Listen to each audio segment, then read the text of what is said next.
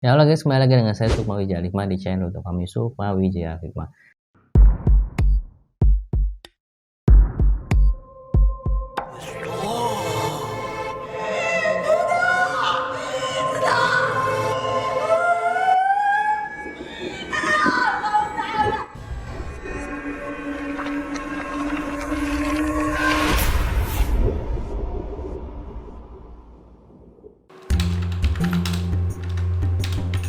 Ki, jadi Jumatan gak Ki? Ya, jadilah, ayolah. Ayo Ki. Ayo Ki. Ntar ya. Itu apaan Ki? Kok wanginya enak banget sih? Ini minyak kasturi. Oh. Ini minyak Arab ibadah. Nah, minyak kasturi ini minyak yang paling disukai Rasulullah dari hadis riwayat Muslim. Nah, ini minyak ini juga non alkohol dan insya Allah halal dan juga kualitasnya bagus nih. Nah, Saya minta dong Ki.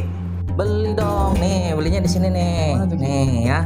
Nih ada di Bukalapak, di Shopee ya, di Tokopedia nih.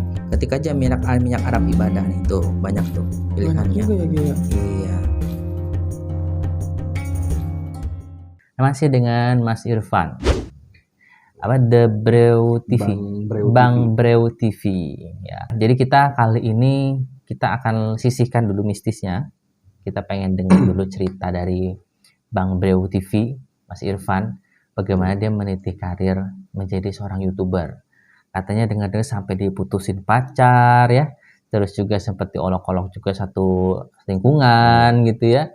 Terus itu gimana tuh proses dari awalnya? Kok pertama kali yang pertama yang harus dijawab adalah kok lu tiba-tiba mau sih bikin konten creator YouTube sedangkan kan nggak jelas hasilnya gitu kan.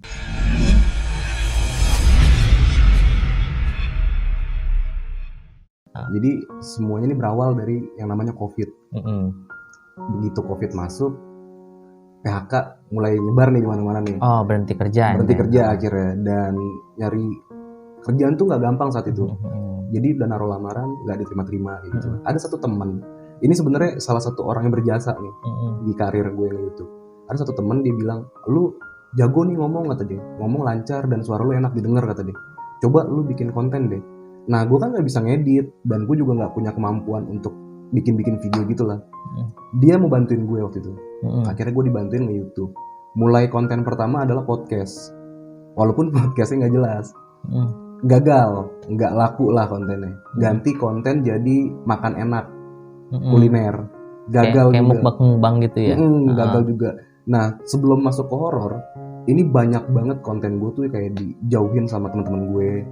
Terus dinilai sebelah mata hampir semuanya, dari keluarga, dari teman, termasuk mantan pacar gue saat itu, selalu ngerendahin sih. Ada yang bikin gue sakit hati, bukan sakit hati sih, bikin kesel. Link video gue itu diambil, di copy, dimasukin ke grup dengan tujuan untuk jadi bahan cengan. Jadi bukan tujuan dia nonton terus dia komen kasih support, enggak. Tapi memang sengaja ditaruh di grup dan itu jadi bahan olok-olokan. Dan gue tahu dari mana? Tahu dari salah satu grup penghuni grup itu. Sana. Karena memang dia masih ada hubungan baik sama gue. Gue dikasih tahu, dan saat itu yang gue rasain adalah anjing gini banget. Iya. Gitu loh, kesel banget kan. Karena yang namanya orang lagi pengen bangkit, harusnya kan dibantuin gitu. Kan lo lagi merangkak. Iya, harusnya dikasih support. Kalau nggak kasih support ya nggak apa-apa. Tapi jangan kasih cacian juga gitu. Seenggaknya kalau misalnya lo nggak bisa support ya seenggaknya lo jangan menghina lah. Iya, intinya gitu gitu. sih.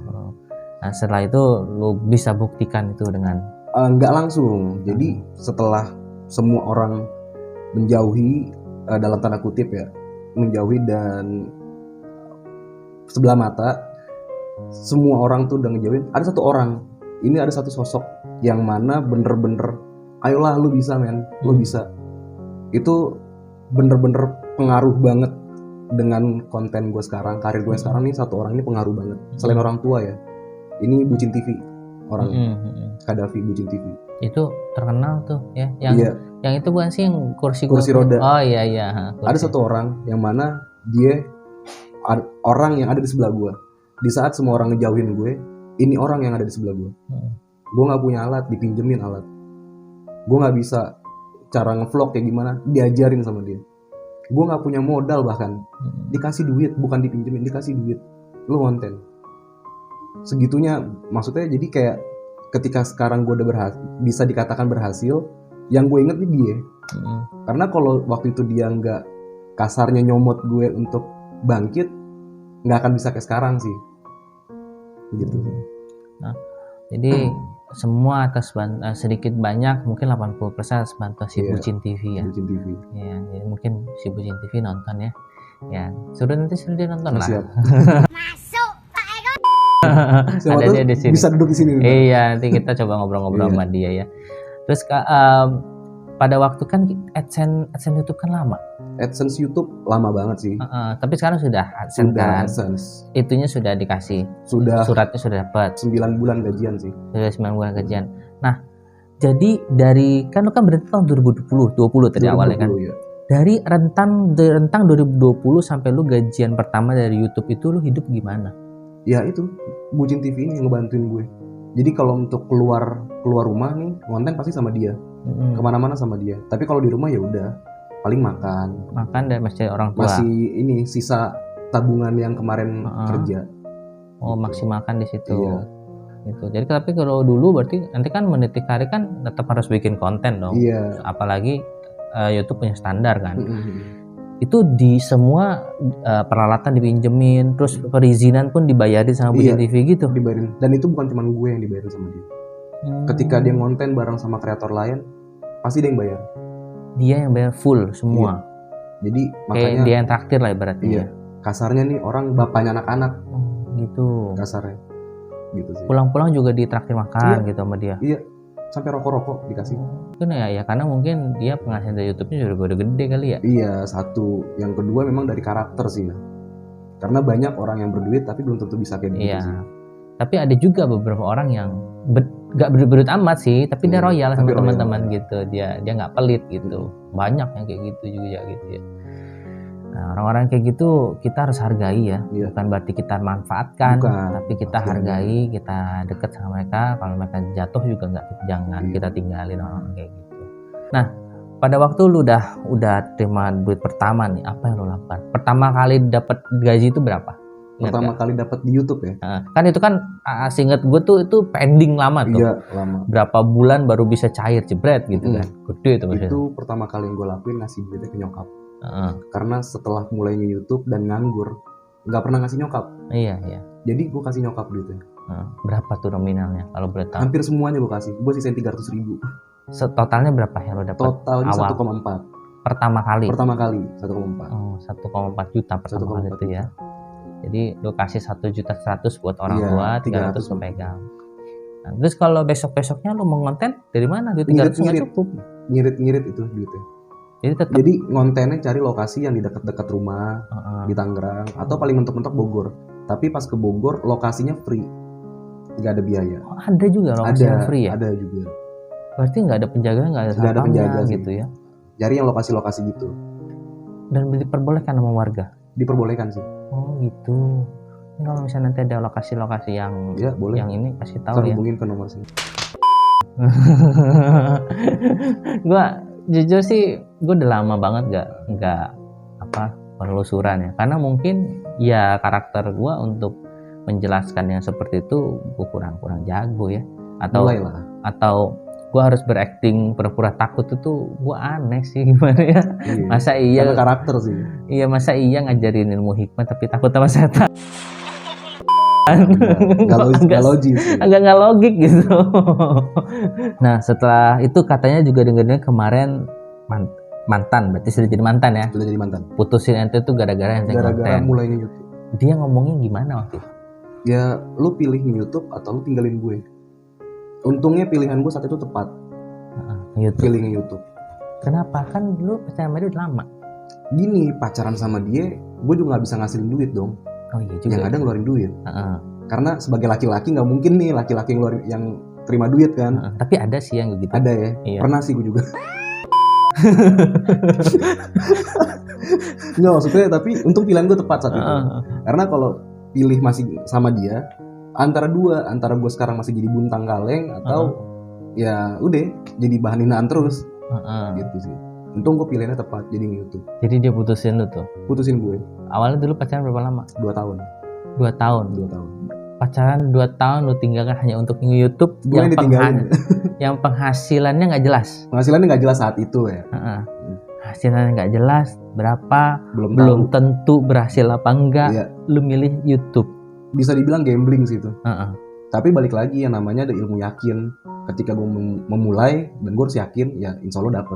Nah, terus juga lu setelah itu katanya selang berapa bulan katanya mantan lu ngajakin balikan. Nggak ngajakin balikan, dia ketemu sama gue. Ketemu. Itu setelah jauh ya, maksudnya posisi YouTube dari awal dan sekarang ini udah jauh perbedaannya. Dan dia ngajakin ketemu, ya udah temuin. Terus? Karena balasan paling keren tuh adalah ketika dia menghina, kita ajak ketemu dan kita tunjukin hinaan dia tuh salah. Itu sih tanpa kita bales ya, tinggal tunjukin aja sih.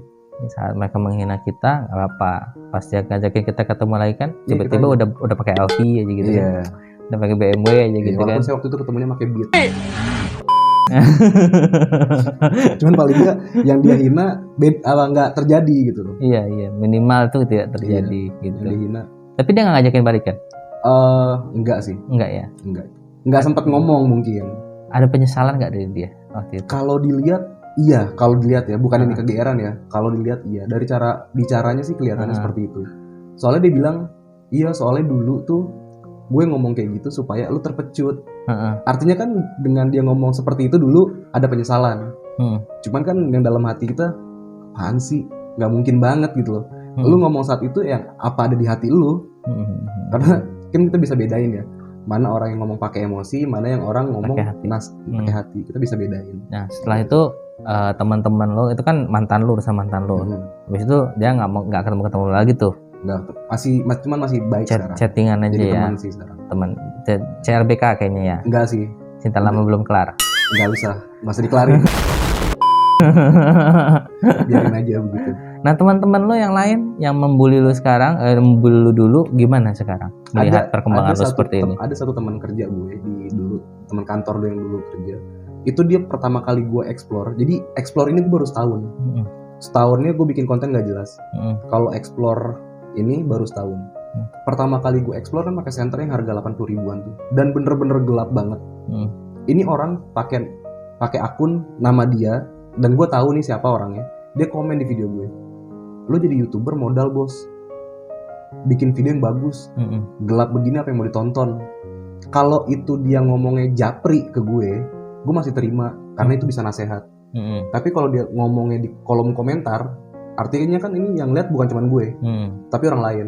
Jadi gue bisa nganggap ini adalah ejekan, bukan nasihat gitu. Nah dari situ gue kepecut banget sih, dan gue buktiin ke dia. Sampai akhirnya sekarang berteman, guanya nunjukin nih yang omongan lo kemarin tuh udah gue buktiin. Kalau lo nyuruh ganti senter ya gue udah ganti sekarang. Bahkan sampai kamera-kameranya gue ganti. Gitu sih. Sama seperti kata-kata Imam Syafi'i itu mengatakan kalau misalkan ada yang salah pada dirinya, namun dia mau dinasehati, itu nasihatilah di tempat yang tertutup, Ya. 4 mata gitu antara dia dengan saya. Tapi jikalau engkau menasihati aku di muka umum, maka kamu niatnya bukan untuk menasihatiku tapi mempermalukanku. Itu kata Imam Syafi'i juga gitu. Nah, berarti lu dulu belajar kameramen semua sendiri dong, belajar ngulik sendiri tuh. Ngulik. Jadi Main feeling aja tuh ya. ngulik videonya Bucin TV sih. Oh, kayak misalnya kamera kayak permainan ISO, frekuensinya gitu. Nah nanya ke Bang Davi, ke Bucin TV. Belajar di situ. Banyak banget belajar sama dia. Makanya banyak banget di video gue yang komen niru Bang Davi, plagiat Bang Davi segala macem. Cuman gue gak sakit hati karena memang iya. Memang iya sih. Memang iya. Jadi gue tinggal bales, iya gue adanya Bang Davi kok. Jadi ketika ada-adaan. Iya gue pokoknya orang ngomen apapun tentang Bang Davi gue selalu komen. Gue balas komennya adalah gue adanya Bang Davi. Gue selama ini tinggal di Ambon, gue gitu-gituin aja deh. Jadi nggak perlu diperdebatkan sih sebenarnya. Toh juga Bang Davinya nganggap gue sebagai adik, gue pun nganggap dia sebagai abang. Karena gue gak punya abang, dia gak punya adik. Itu sih. Kenapa nggak dia yang jadi adik lo jadi abang? Tuaan dia masalahnya. Oh iya juga ya gitu. Tuaan dia. Iya. Jadi kayak gitulah teman-temannya. Kita jadi konten kreator itu susah-susah gampang. Bukan nggak ada gampangnya sih, susah. Dan mereka menjadi konten kreator, kayak saya juga jadi konten kreator, itu sebenarnya satu sisi memang hobi, kita memang hobi, ya di sisi lain juga ya karena nafkah, mencari nafkah gitu. Jadi sedekah terbaik itu, kalau ini kata guru saya, kata Mbak Uti mengatakan sedekah terbaik itu adalah membantu sesama kita, itu bukan dengan cara mengasihani mereka, namun menghargai apa yang mereka jual. Benar. Nah, jadi kalau misalnya kita punya teman, dia ternyata buka toko sembako, belilah stok sembakonya mereka, teman-teman kita itu adalah sudah membantu mereka karena dengan kita membeli sembako mereka tuh nggak minta-minta loh, nggak ngemis gitu. Mereka ada usaha, mereka berikhtiar, dan kita hargai ikhtiar mereka, dan kita membantu mereka, kita niatkan untuk bersedekah untuk mereka supaya bisa menyambung hidup. Coba bayangkan kalau misalkan ada teman kita buka toko sembako, satu hari nggak ada yang beli sama sekali, tapi dengan adanya kita beli satu rokok aja, minimal kan dia bisa beli beras, ya kan, minimal dia bisa beli roti untuk menyambung hidup. Itu sangat berarti banget, berharga banget buat dia gitu ya. Nah, begitu juga konten-konten kreator kayak kita, benar nggak? Buat teman-teman semua yang menonton, yang nggak skip iklan, nonton sampai habis, itu berarti banget buat kita. Kita thank you banget, syukron. Makanya saya selalu katakan jazakumullah khairan, syukron katsiran buat teman-teman yang sudah nonton, ya, karena memang sangat berharga sekali ya teman-teman, ya, teman-teman penonton kita ini yang nonton video kita, walaupun mungkin banyak video kita yang kurang gitu ya, itu tinggal mungkin bisa chat ke kita pribadi, atau misalnya Kang Irfan ini kurang bagus di bagian ini gitu. Cuman lebih baik itu pada waktu di DM di Instagram gitu kan, atau misalkan di WhatsApp bagaimana gitu kan. Begitu juga saya juga, kalau misalnya ada yang kurang ya bisa ke DM ke Instagram saya gitu kan, kok ketiknya seperti apa. Benar nggak? Bener banget Ya kan? Karena sebelum pas kita nonton video di YouTube itu sebelumnya ada tulisan tuh, komentarlah dengan secara bijak. Itu udah diingetin sama YouTube gitu, supaya kita berkomentar secara bijak sih. Nah, mungkin buat dari Kang Irfan ada pesan nggak buat teman-teman yang sesama konten kreator horor kah, atau mungkin penikmat konten kreator horor kah? Kalau untuk teman-teman kreator ya, ini semenjak gue nge-YouTube, gue sadar satu hal, yang namanya sakit hati itu bisa jadi dari ekspektasi kita. Apalagi kita menggantungkan ekspektasi sama orang lain. Contoh misalkan kayak berharap bantuan dari sesama YouTuber nih. Kan kita nge-YouTube barengan nih, dari 3 orang misalkan yang naik 1 orang, yang 2 nih otomatis pengen ayo dong bantu gue. Nah, ekspektasi dia yang berlebihan ini bisa bikin dia sakit hati ke kita. Makanya pesan gue sih untuk sesama YouTuber, jangan terlalu berekspektasi tinggi ke temen, ke diri sendiri juga jangan terlalu tinggi sih ekspektasinya. Jadi ya biasa-biasa aja lah, supaya kalau nggak tercapai ekspektasinya nggak terlalu sakit hati sih. Paling itu sih. Kalau buat teman-teman penonton? Buat teman-teman penonton pokoknya nonton Bang Breu TV, udah komen. Dan ya komennya sopan ya. Komennya sopan. Sama kalau yang jomblo boleh DM ke Instagram.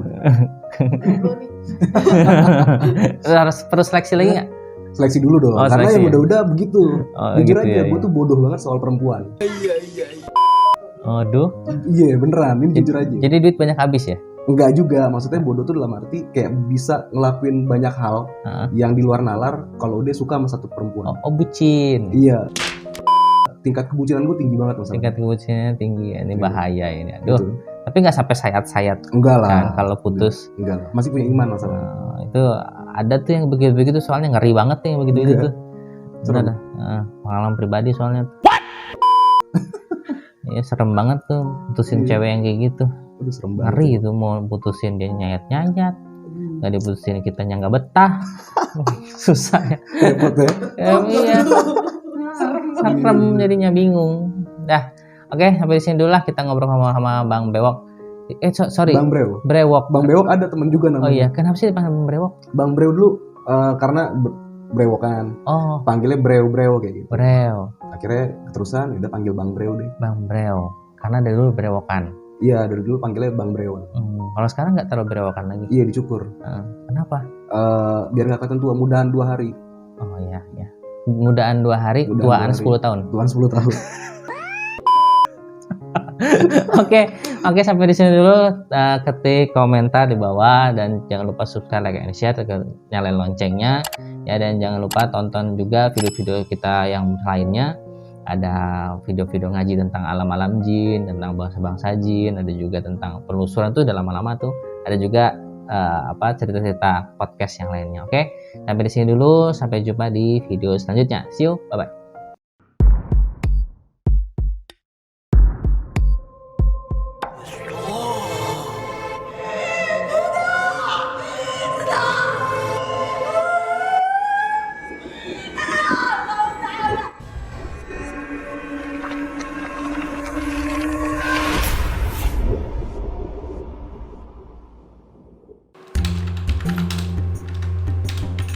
Ki, jadi Jumatan gak Ki?